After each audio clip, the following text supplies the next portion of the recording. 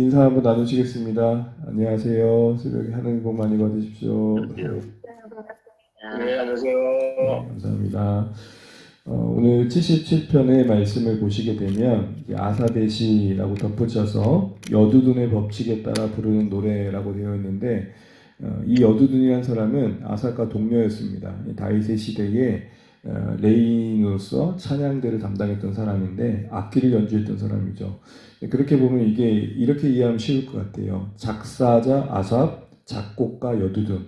그래서 이제 여두둔이 음률을 더해서 그 노래를 만들었다라고 되어 있는 것입니다. 한마디로 협업한 거죠. 그러면서 오늘 이 시편의 1절부터 20절 쭉 내용을 보다 보면은 이런 생각을 한번 해보게 됩니다. 여러분 너무 몸이 아프거나 또 마음이 힘들어가지고 잠 못 이루는 밤을 지내신 적은 혹시 없으셨는지 한번 떠올려 보면 좋겠습니다. 오늘 시인이 바로 그런 형편에 있기 때문입니다.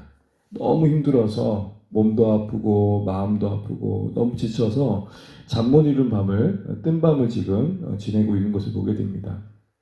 그래서 여러분 2절을 보시면 그런 말이 나오죠. 후반절에 보면 밤에는 내 손을 들고 거두지 아니하였나이다. 밤에도 손을 내리지 않을 만큼 계속 기도했다라는 것이죠. 4절에 보게 되면은 주께서 내가 눈을 붙이지 못하게 하시니 내가 괴로워 말할 수 없나이다. 너무 힘들어서 눈을 도저히 붙일 수 없는 상황이었다고 이야기하고 있습니다. 6절을 보시게 되면 밤에 부른 노래를 내가 기억하며 내 심령으로 내가 내 마음으로 간구하기를 이라고 되어 있습니다. 이것을 공동 번역에서 이렇게 이야기하고 있습니다. 머리를 맨돕니다. 그때 일을 생각하여 밤새도록 한숨 짓고 생각을 되새기며 속으로 묻습니다. 그러니까 밤새도록 옛날의 기억들을 떠올려 보면서 그때는 참 좋았는데 지금 왜 이러노 이런 생각을 하고 있더라는 것입니다. 사실 우리와 먼 얘기가 아니죠. 우리도 어느 날 왜 이렇게 잠이 안 오는가 이리저리 뒤척이다 보면은 옛날에 참 좋았던 때를 떠올리면서 그만큼이나 오늘 상황이 좀 더 초라하게 와닿을 때가 있잖아요. 분명 그때는 하나님이 나와 함께 하시는 것이 분명했던 것 같은데 오늘 나의 현실은 왜 이런가 외면받은 것 같은 삶의 모습을 더 크게 부담스럽게 여길 수가 있는 것이죠. 어쨌든 이런 모습을 보면서 오늘 아삽은 분명 하나님을 경외하는 사람 아니었습니까? 경건한 신앙의 삶을 살아가는 신자들의 인생에도 이런 고통의 밤이 분명 찾아올 수 있다는 것을 우리는 놓치면 안 될 것 같습니다. 경건한 신자들에게도 고통의 시간들이 지나갈 수 있다는 것입니다. 우리 입장에서는 버텨야 되고 인내해야 되고 기다려야 할 시간들이 분명히 있더라는 것이죠. 만약 우리 인생이 우리가 원하는 때에 또 바라는 때에 모든 것들이 그때그때마다 풀리면 얼마나 좋겠습니까? 때로는 그렇지 않다 보니까 조급하고 다급하고 급급해지다 보면 사실은 기다리는 시간 시간 그 자체가 큰 힘듦이 될 때가 있습니다.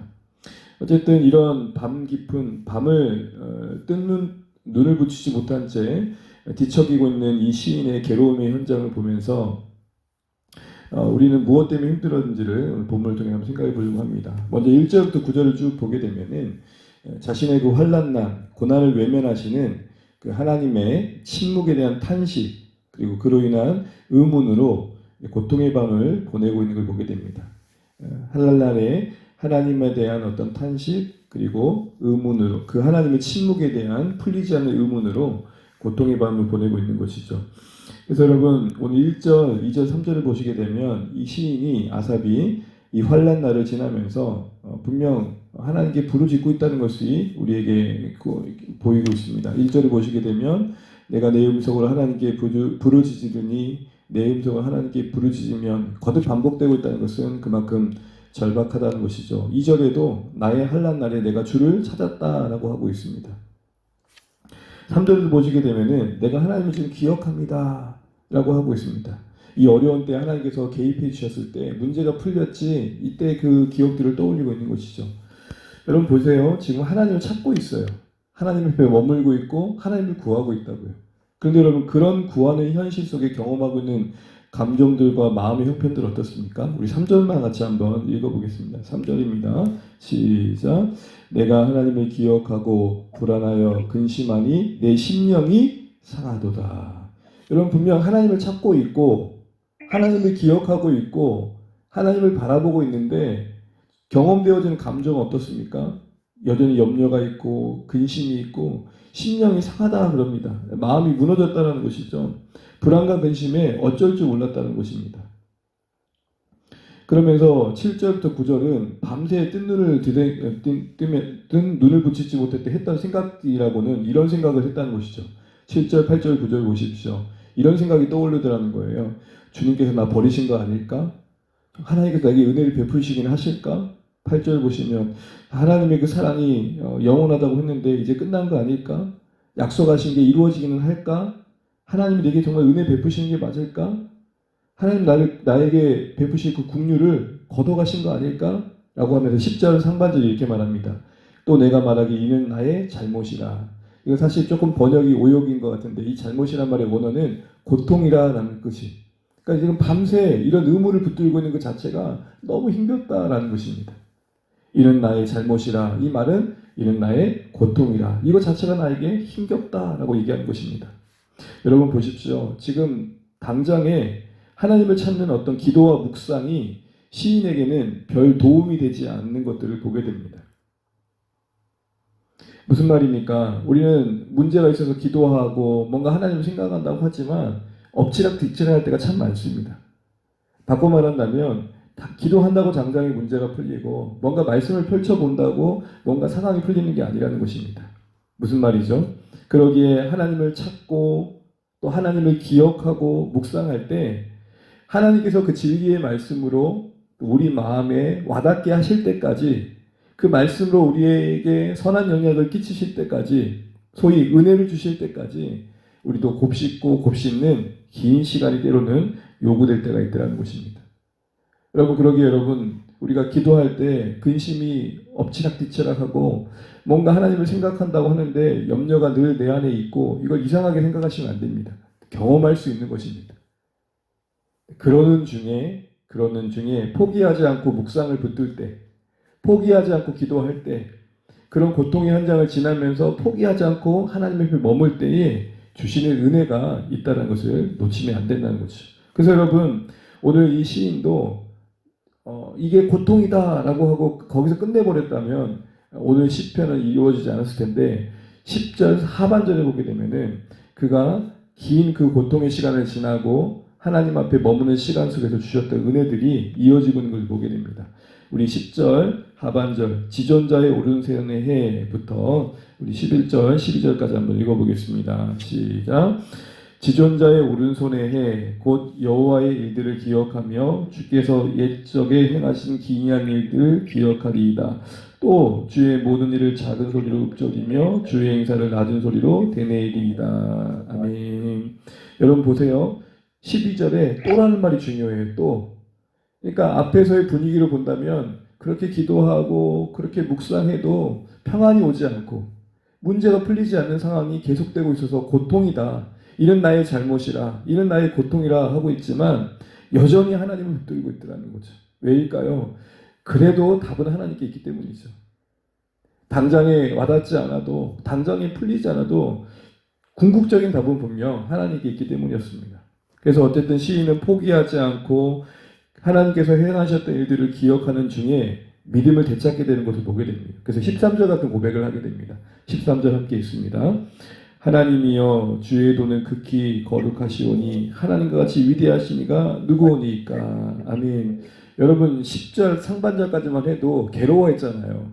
그렇게 기도하고 그렇게 말씀 봐도 풀리지 않은 답답함이 있었고 괴로웠고 뭔가 지금 내가 하나님께서 나를 도와주신 것 맞나 와닿지 않는 마음이 컸다면 그 시간들을 지나고 포기하지 않고 또 말씀 보고 또 기도하고 또 하나님을 생각하는 가운데 갑작스럽게 그 어떤 지난날의 그 어떤 사건이 떠오르고 어떤 마음이 주어져서 평안이 임하는 시점이 있더라는 겁니다. 우리 그렇게 경험하잖아요. 여러분 두 손 모으고 눈 감는 그 순간 평안이 잽다 임하는 경험들을 거의 경험하지는 않죠. 그렇죠.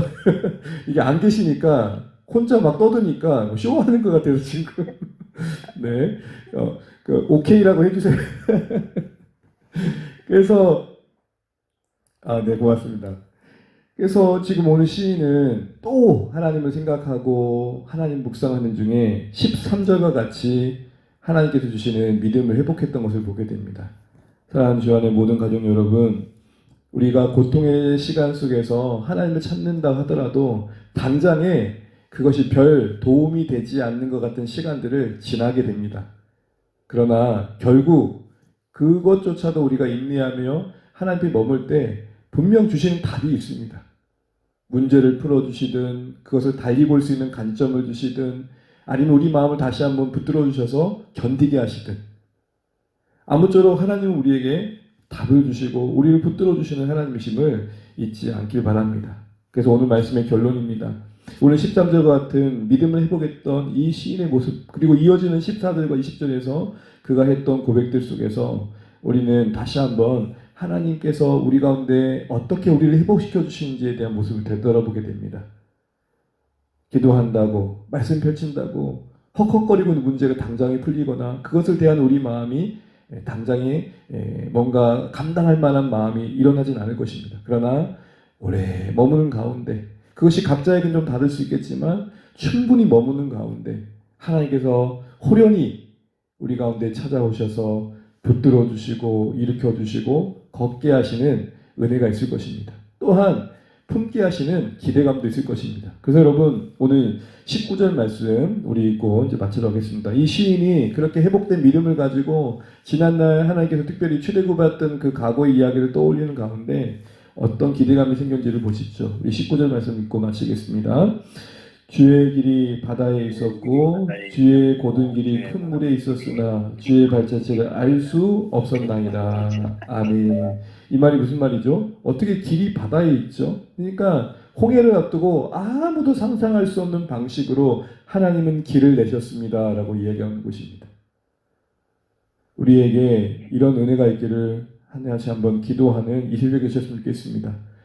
주 안의 모든 가족들의 삶의 형편 속에 또한 가정과 일터의 삶 속에 정말로 전혀 길이 날지 않을 것 같은 그곳에서 길을 내시고 새로운 발자취를 만들어내시는 이 하나님의 은혜를 기대하는 마음이 오늘 아삽을 다시 한번 일으켜 주셨듯 우리도 일으켜 주셔서 오늘도 하루를 감당해 나시기를 바랍니다. 주님 말씀을 기억하시죠? 청지기 삶의 시작이 무엇이었습니까? 대단한 게 아닙니다. 오늘 맞이한 이 한 날이 어제와 다를 바 없는 반복되는 어느 날 같은 한 날이 아니라 허락하셨기에 맞이하는 새날이다. 똑같이 우리는 해를 볼 것이고 또 똑같은 삶을 살겠지만 허락되어 사는 날이다. 이런 믿음 가지고 오늘도 어찌 우리 인생을 인도할지 모르지만 분명한 건 놓치지 않는 손길로 우리의 하루하루를 붙들고 계시는 하나님이신 줄 알고 바다의 길을 되시는 하나님 놀랍지 않습니까? 누가 거기에 길을 낼 거라 생각했겠습니까?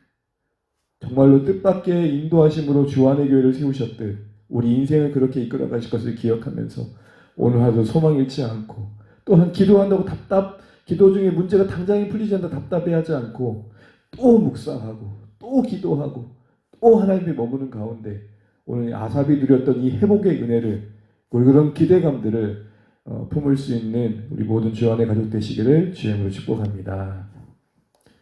아멘. 네, 감사합니다. 우리